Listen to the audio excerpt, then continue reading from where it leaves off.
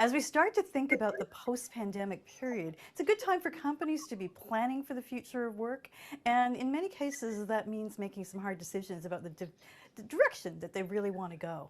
Well, to talk about some of this and some of the things leaders should perhaps be thinking about, I'm joined today by Tammy Browning. Tammy is the president of KellyOCG. The company has put out a really interesting report called the Global Workforce Agility Report. It looks at a lot of the things that companies have been doing over the past 18 months and the things that they're thinking about. She joins me now from San Francisco. Hi, Tammy. Hi, Linda. How are you? Great I'm to be just here. fine. Oh, thank you so much for being here. I have a lot of questions about this report, and there's a lot of things to discuss, but I always like to start by asking people about their own careers and sort of how they got to doing what they're doing. Yeah, so Linda, it's interesting because our industry, specifically staffing, there are very few people that you're going to find that entered into this career by design. In fact, most of us have fallen into it in some way, shape, or form, reached out to by a recruiter or some other entry point. And in my case, I was looking for a new career. I didn't know what I really wanted to do. I didn't know coming out of school where I wanted to be. And in fact, I was running restaurants, and this dates me a little bit, I faxed my resume and put it through a good old fashioned fax machine and received a phone call from Kelly to actually work directly for them as a temporary employee. So my entry into this industry 22 years ago was internally working for Kelly as a temporary employee. And I have career path to the role I have today, which is quite amazing when you look at how our industry is about finding work for people that in ways that enrich their lives. And I happen to be one of the people that it did that for. Interesting. And we should say that your part of the company is part of the larger Kelly Services company, correct? That's right. In fact, we are wholly owned by Kelly. KellyOCG specifically manages the large customer base, the global managed service business, and those customers that are complex in nature, that are looking for outcome-based recruitment process outsourcing or some type of managed service solutions. So really more delivery-based consultative business is the area of business that I support. I think it's interesting because Kelly was really a leader in contingent workers, which are all the rage right now and maybe the next step for everyone. Yes, absolutely. And in fact, we started the industry, we pioneered it 75 years ago. We're proud of that. We are operational in over 54 countries around the world, and it's awesome to be able to know that we impact over 400,000 people every single year with work in ways that enriches their lives. So yes, it is awesome to be in that position. Well, work is going through this transition. We are, I'd like to say, near the end of the pandemic, but certainly 18 months into it. And we tried all these experiments around work, and companies are kind of figuring out what works and what doesn't. Now, you've done this report, the Workforce Agility Report, and you've talked to, was it 1,000 organizations?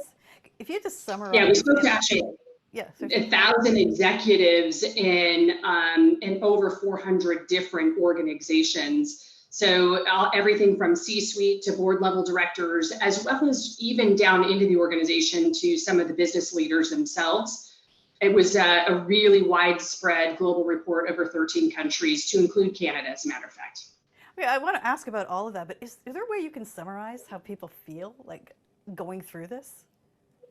Going through the report itself, going through this experience of the pandemic and trying to reorganize work around this. Well, I think going through the pandemic and trying to reorganize and rationalize how we were going to handle these unprecedented times have just been a change we could never have anticipated. But I think that the net is many organizations dusted off, their business continuity plans that they never thought they would have to engage, strategies that they never thought they would have to deploy. And in particular, there has been many organizations that have said, we didn't know that we had the ability to go fully remote. And then there were some that were just surprising, organizations that we suspected would be prepared and able to just immediately mobilize workforce remotely. And there were many that were not. And so our report has actually suggested why that is and what has happened over time. When we really look at the way the report aligns to two different classifications, sort of personas, if you will, the vanguards and the laggards, and it really showed who was ahead of the curve and who was not. I like the terminology, vanguards and laggards. Yes. Just clear, the ones who were, as you say, ahead of the curve. what is a vanguard in terms of going through this? Yeah, so the vanguards were those that were clearly ahead. So when you think about the report itself, we really centered in on four key principles, if you will. So it was workforce agility, DE&I, tech adoption, and really that overall strategy to the future of work.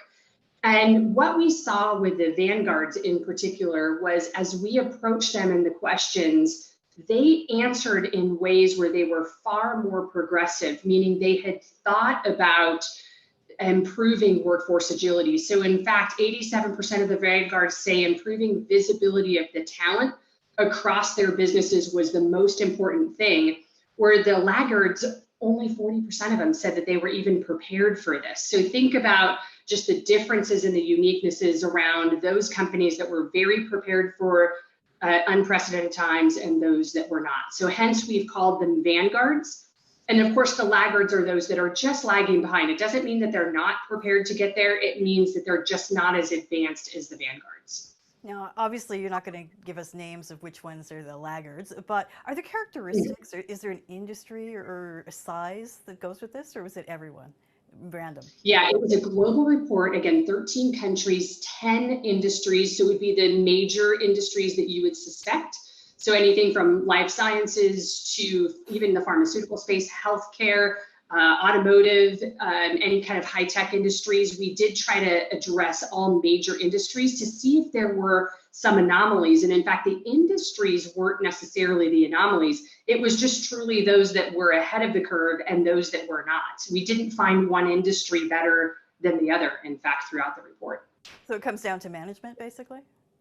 It comes down to readiness and preparedness of what organizations should have been addressing all along. So if you think, for example, about diversity, equity, inclusion, the pandemic has really socialized the need for DE&I.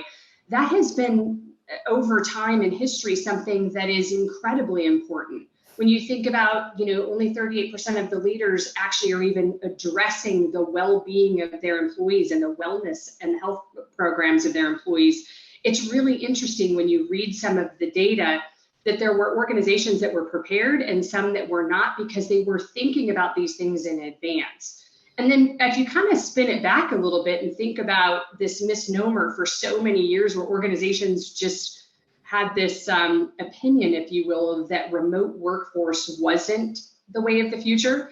And now you look today, I don't think if the pandemic proved anything, it proved that people are just as productive working from their homes and getting work done and driving what is now going to be probably a continuous state of flux around the new normal of working from home. But I don't think that we'll ever see a expectation of being back into the workforce like we did before. So there were some areas where there were companies like Kelly, for example, our organization, had an initiative in play where we, in fact, had a remote workforce strategy. We called it Kelly Anywhere, and we deployed that over 6 years ago. And so when the pandemic hit, we were remote within 24 hours without skipping a beat. There were many organizations that had that strategy, and there were some that had no strategy for what could be a remote workforce or the future of work. And that's what the report really highlighted. Are there some companies that are still resisting this? Did you find that at all, or is everyone more open to it now? Well, I think there's always going to be organizations that are going to resist. There's going to be jobs specifically necessary that are going to be resistant because they have to be, right? There's essential workers. There's workers that require on-site expectations or being in a facility that requires them to be there day to day. But I do think the organizations that are, and in fact, both the vanguards and the laggards say it is incredibly important to have a remote workforce of those roles that can be. And the reason that they found it incredibly important is because what they've found is their recruiting challenges and being able to identify talent across the globe to fulfill their obligations for the work that needed to be done. Their talent pools just opened up, much different than they had before. Work that was required maybe to be done in one geographic location can now be done anywhere in the world and had been proven to do such. But yeah, there are still some organizations.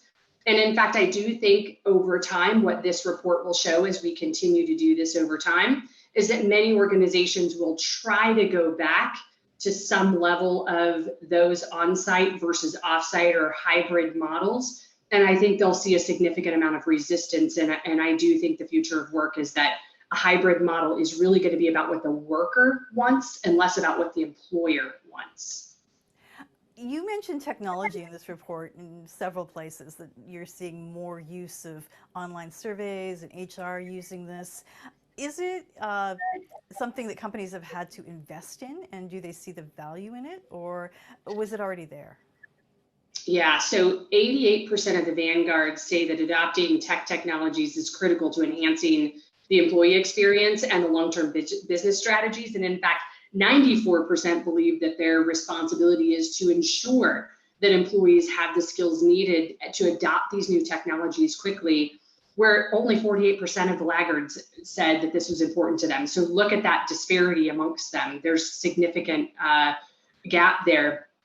Many have begun implementing new strategies, and a lot of it is really just sort of managing, what will be a way to track productivity, metrics, visibility into their workforce, visibility into data, even eliminating some of those mundane tasks that would normally be done that can be done by technologies is helping the health and well-being of our employee base.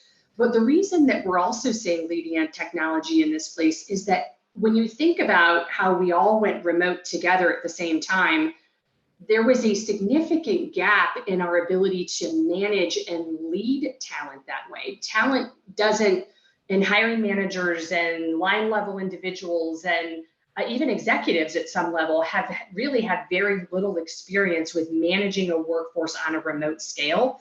And so the adoption of tech is helping them identify ways to better lead that workforce. So yes, it is an important barrier that caused many organizations to be unprepared.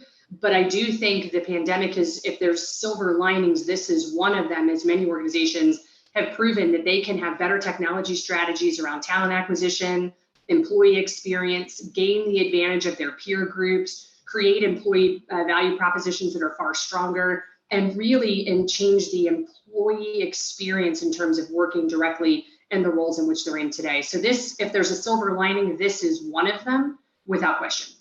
Did you ask a question about whether they intend to use tech, perhaps to, I don't say replace workers, but not grow their workforce the same way? Yeah, when you think of future of work just in general, the terminology future of work, several years ago, that term was used more for the shift in work going from humans over to some type of AI or robotics. That is still a message and a narrative, and in fact, it still will happen. I do think the terminology of future work has shifted now to remote and hybrid and all the other things. That's not going to replace the need to upskill and reskill the workforce to be able to address these incoming technical strategies that are going to be deployed no matter whether the pandemic occurred or not. Is it happening at the rate of pace that we saw it or expected that it would in terms of AI and other initiatives taking over the workforce? It has not. But where we are seeing it happen is in those roles, again, as I talked about, the skills that are mundane, maybe report writing, analytics, data review.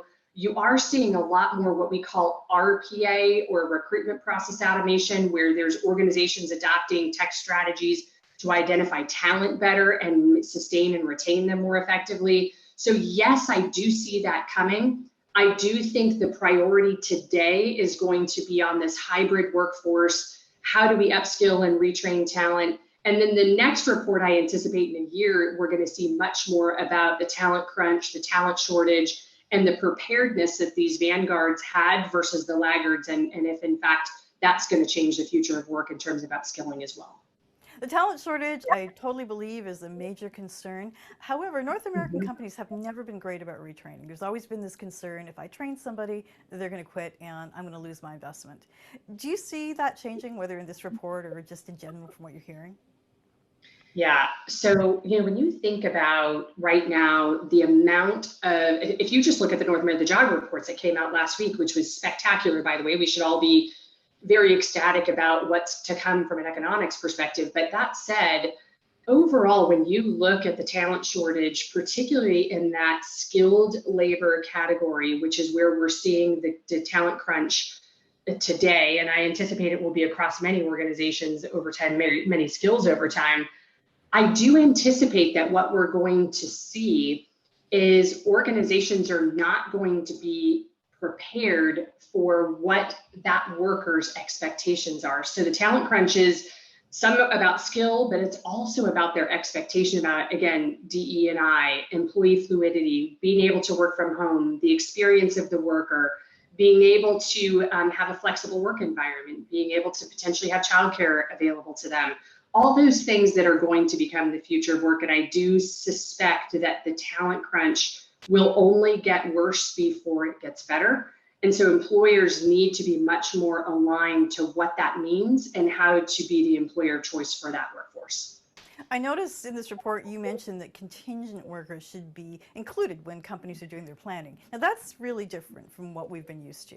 In fact, and sometimes there's laws that says, you know, if you treat them like workers, then they're not really contingent workers. You have to change how compensation's done and everything else. Do you think that'll be more widely adopted? Yeah, in fact, it's not necessarily uncommon. So what we're seeing right now is that many organizations are supplementing their workforce with the contingent workforce population. In fact, the jobs report highlighted that in fact, the contingent categories, and in fact, even my own business is up over 30% in demand from what it was pre-pandemic. So we have more jobs open today than we have talent. There is no question about that.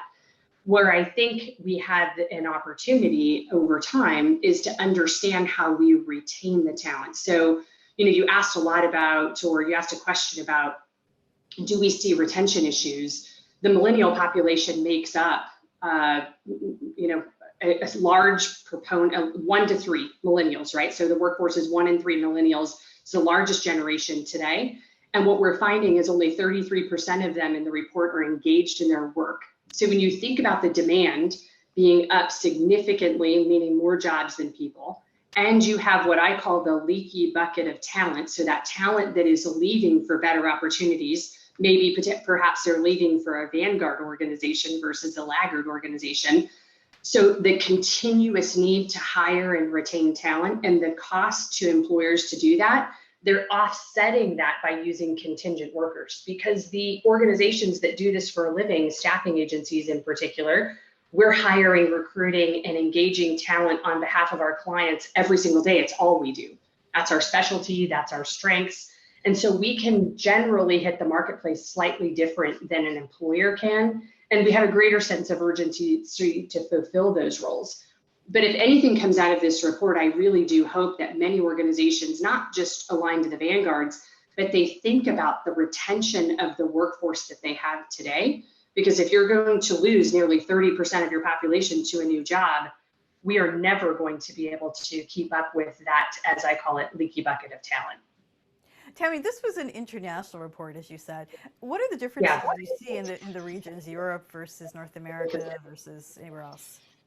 Yeah, you know what was what's really fascinating about that is that no surprise to some degree that the North America is a bit more progressive, particularly when you think of DE&I and some other initiatives. But what I should mention very quickly is that our workforce agility report, this is not the first time that we've actually done it. We've done it in APAC for the last number of years. So that's the Asia Pacific market.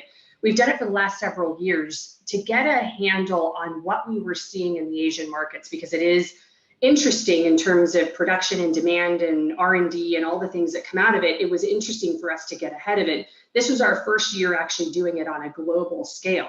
So we were, when you look sort of holistically, in fact, 47% of the leaders in APAC say their intention is to use contingent labor more frequently. That was normal in the APAC region. Now, to your earlier point, there are some legislation regulations that are out there that change the way that looks, but they're still very progressive as it relates to contingent labor, how they look at contingent talent, temporary labor in general, and they also are very much centered around this hybrid model post-pandemic. Then you flip over and you look at Europe and EMEA, And we found that 64% of executives say that remote work has a positive impact on the employees, and that 69% say that's going to increase their motivation. So they're actually looking at things slightly different. They're saying, well, if we can motivate people more in Europe and can have them stay longer, we may consider hiring them more full-time versus contingent labor because it's a different level of attraction.